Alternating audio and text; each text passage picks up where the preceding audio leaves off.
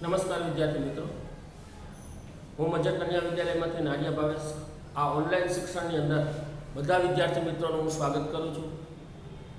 આજે આપણે ધોરણ 11ની અંદર સમાજશાસ્ત્રનો પરિચયનો પાઠ ભણી રહ્યા છીએ, જેમાં આપણે એક મહત્વનો પ્રશ્ન જે સૌથી 4 માર્કમાં પૂછાય છે કે ભારતમાં સમાજશાસ્ત્રનો વિકાસ સમજાવો. કે ભારતમાં સમાજશાસ્ત્રનો વિકાસ છે એ કેવી રીતે થયો. ભારતમાં સમાજશાસ્ત્રનો સૌપ્રથમ અભ્યાસ ઈસવીસન 1914માં મુંબઈ વિશ્વવિદ્યાલયમાં બ્રિટનના પ્રખ્યાત સમાજશાસ્ત્રી અને નગર નિયોજનના અભ્યાસુ પ્રોફેસર પેટ્રિક ગિટ્સના અને નગર નિયોજનના અભ્યાસમાં પ્રોફેસર પેટ્રિક ગિટ્સના નીચે લીટી કરી નાખો. મોસ્ટ હેતુલક્ષી પ્રશ્ન છે કે બ્રિટનના પ્રખ્યાત સમાજશાસ્ત્રી અને નગર નિયોજનના અભ્યાસમાં પ્રોફેસર પેટ્રિક ગિટ્સના અધ્યક્ષપદે અનુસ્નાતક વિભાગમાં શરૂ થયો હતો. જ્યાં સમાજશાસ્ત્રનો સૌપ્રથમ આમ કે શરૂઆત ક્યાંથી થઈ, કોણે કેવી શરૂઆત કેવી રીતે થઈ, તો ભારતની અંદર સમાજશાસ્ત્રની જે શરૂઆત છે એ 1914માં.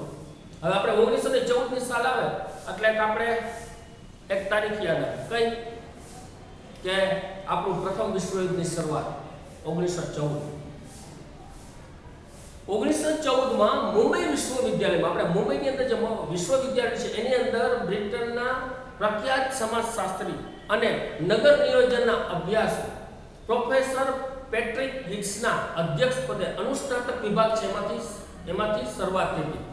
ઈસવીસન 1924માં ડોક્ટર ગોવિંદ સદાશિવ ધુરીએ મુંબઈ વિશ્વવિદ્યાલયના સમાજશાસ્ત્રના અનુસ્નાતક વિભાગના અધ્યક્ષ બન્યા. ત્યાર પછી શું થયું કે આપણા જે ગોવિંદ સદાશિવ ધુરીએ છે એ મુંબઈના જે વિશ્વવિદ્યાલયના સમાજશાસ્ત્રના અનુસ્નાતક વિભાગના સૌપ્રથમ શું બન્યા? અધ્યક્ષ બન્યા સમાજશાસ્ત્ર વિષયની અંદર. આમ ઈસવીસન 1914 થી 1947 સુધી સમાજશાસ્ત્રના અભ્યાસનું કેન્દ્ર મુંબઈ વિશ્વવિદ્યાલયનો અનુસ્નાતક વિભાગ રહ્યો.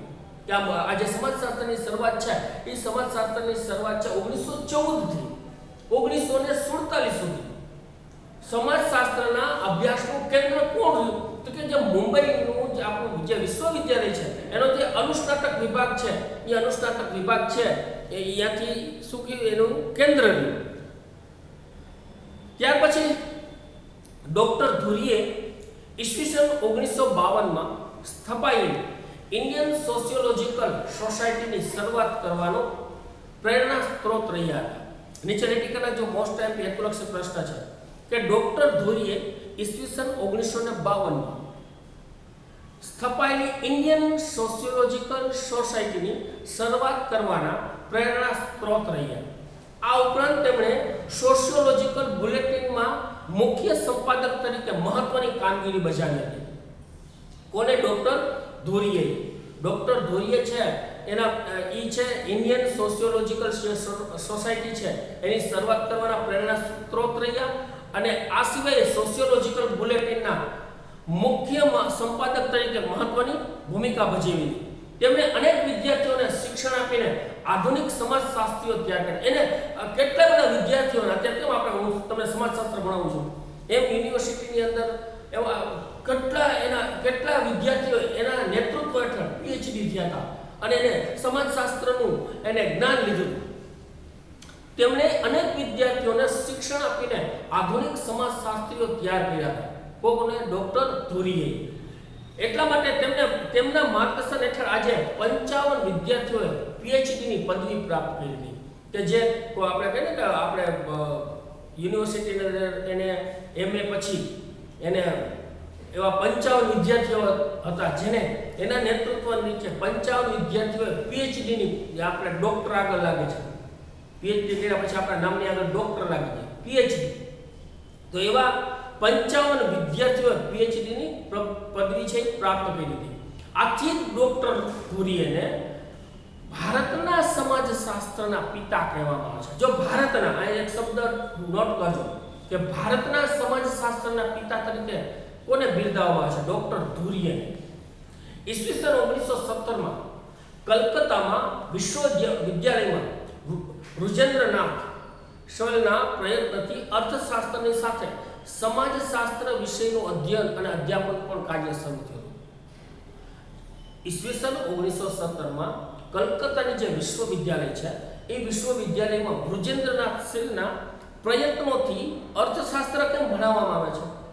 અર્થશાસ્ત્ર એક વિષય છે, તો અર્થશાસ્ત્ર જે રીતે ભણાવવામાં આવે છે એવી જ રીતે સમાજશાસ્ત્રનો પણ અભ્યાસ શરૂ થયો અને સમાજશાસ્ત્રનું પણ જ્ઞાન આપવામાં આવ્યું. ત્યારથી પછી તો સમાજશાસ્ત્ર વિષયનું અધ્યયન અને અધ્યાપન કાર્ય શરૂ થયું. ત્યાર પછી આપણે જોઈએ ટોપિક તો કે લખનઉ વિશ્વવિદ્યાલયમાં રાધાકમલ મુખર્જી અને ડીપી મુખર્જીએ સમાજશાસ્ત્રને વિકસાવવામાં અગત્યનો ફાળો આપ્યો છે. અને પુણે વિશ્વવિદ્યાલયમાં ડોક્ટર ઈરાવતી કર્વેએ સમાજશાસ્ત્રના વિકાસમાં અગત્યની ભૂમિકા ભજવી હતી. ભારતમાં એમ.એન. શ્રીનિવાસ, એસ.સી. દુબે, એ.આર. દેસાઈ, ડીપી મુખર્જી, ડેવિડ હાર્ડમેન, યોગેન્દ્ર સિંહ, એમ.એમ. શાહ વગેરે સમાજશાસ્ત્રીઓ સમાજશાસ્ત્રના વિકાસમાં મહત્વનું પ્રદાન આપ્યું છે. પાછા બધા સમાજશાસ્ત્રીઓનું નામ છે એ એક વખત પાછા રિપીટ કરું છું કે ભારતમાં એમ.એન. શ્રીનિવાસ, એસ.સી. દુબે, એ.આર. દેસાઈ, ડીપી મુખર્જી, ડેવિડ હાર્ડમેન, યોગેન્દ્ર સિંહ, એ.એમ. શાહ વગેરે સમાજશાસ્ત્રીઓએ સમાજશાસ્ત્રના વિકાસમાં મહત્વનું પ્રદાન આપ્યું છે. આ સિવાય ગાંધીજી, બાબા સાહેબ આંબેડકર વગેરે જેવા સમાજ સુધારકો અને સામાજિક ચિંતકોએ ભારતીય સમાજને વૈજ્ઞાનિક રીતે સમજવાનો પ્રયત્ન કર્યો છે. જો આપણા મહાત્મા ગાંધીજી અને જેને આપણે કહી છે કે બંધારણના રચયિતા, બંધારણના અધ્યક્ષ એવા બાબા સાહેબ આંબેડકર, જે ખૂબ દીર્ઘદ્રષ્ટિ ધરાવતા આવા મહાન ચિંતકોએ પણ સમાજશાસ્ત્રને વૈજ્ઞાનિક ઢબે સમજવાનો પ્રયત્ન કર્યો છે. કારણ કે આ બધા આ દીર્ઘદ્રષ્ટિવાળાઓ મહાન પુરુષો હતા, જેમાં આપણે બાબા સાહેબ આંબેડકર છે, ગાંધીજી છે, અને આપણા બંધારણની અંદર જે લોકોએ મહત્વનો ફાળો આપ્યો છે એ એવા જે દીર્ઘદ્રષ્ટિ ધરાવતા હતા કે અગાઉના સમયમાં શું થશે એવું ભવિષ્ય આમ જોઈને બધું આપણું સમાજશાસ્ત્ર રિસર્ચ કરી અને બધી આમ અભ્યાસ કર્યો હોય ઊંડાણપૂર્વક વૈજ્ઞાનિક ઢબે. તો એવા ગાંધીજી ને બાબા સાહેબ આંબેડકર વગેરે જેવા સમાજ સુધારકોએ પણ આ સમાજશાસ્ત્રને વૈજ્ઞાનિક ઢબે શું કર્યું? સમજવાનો પ્રયત્ન કર્યો. અને ઈસવીસન 1947 પછી ભારતમાં અને વિશ્વવિદ્યાલયોએ સમાજશાસ્ત્ર વિષયને સ્નાતક અને અનુસ્નાતક કક્ષાએ સ્થાન આપ્યું. અત્યારે આપણે કોલેજની અંદર અને આપણે કેમ યુનિવર્સિટીની અંદર પણ આપણે સમાજશાસ્ત્ર છે એક વિષય તરીકે ભણવામાં આવે છે.